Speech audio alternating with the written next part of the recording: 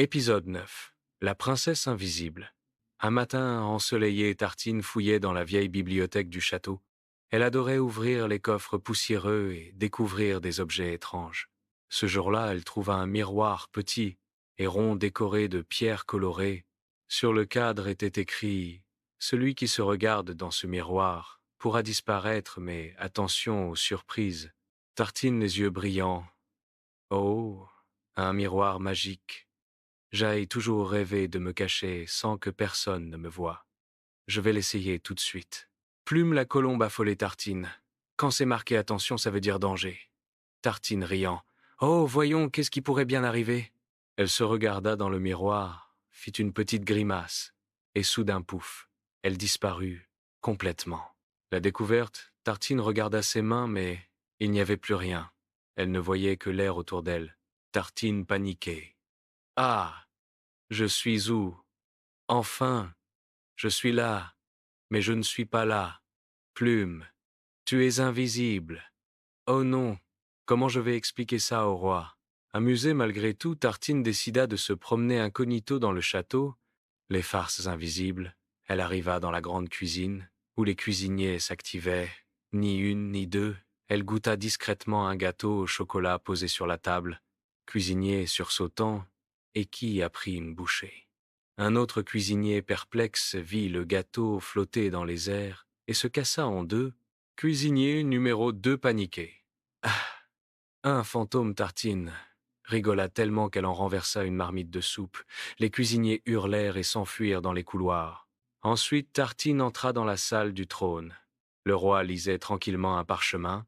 Elle se mit à tirer doucement sa barbe. Roi fronçant les sourcils. Mais qui ose me tirer la barbe? Tartine retenant son fou rire. Hi hi hi. Le roi bondit de son siège. Roi, par tous les chandeliers. Le château est hanté. Les ennuis commencent. Bientôt, toute la cour croyait qu'un esprit invisible s'était installé au château. Les serviteurs couraient partout.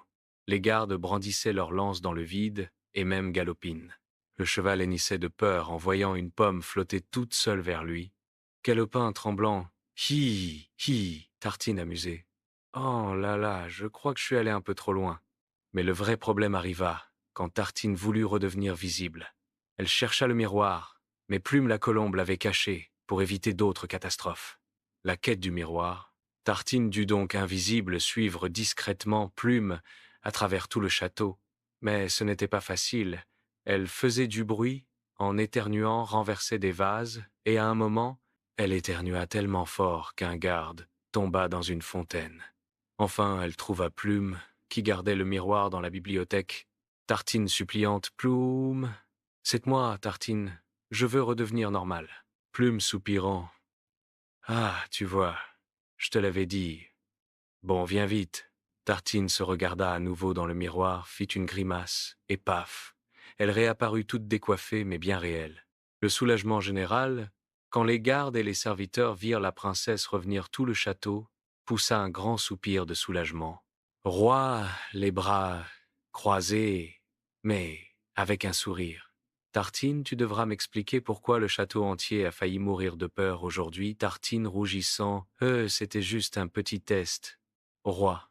Un petit test qui a coûté 3 vases, cassé une soupe renversée et ma barbe tirée. Tout le monde éclata de rire et même le roi finit par sourire. Morale de l'épisode. La curiosité peut être amusante, mais il vaut mieux réfléchir avant de jouer avec ce qu'on ne connaît pas.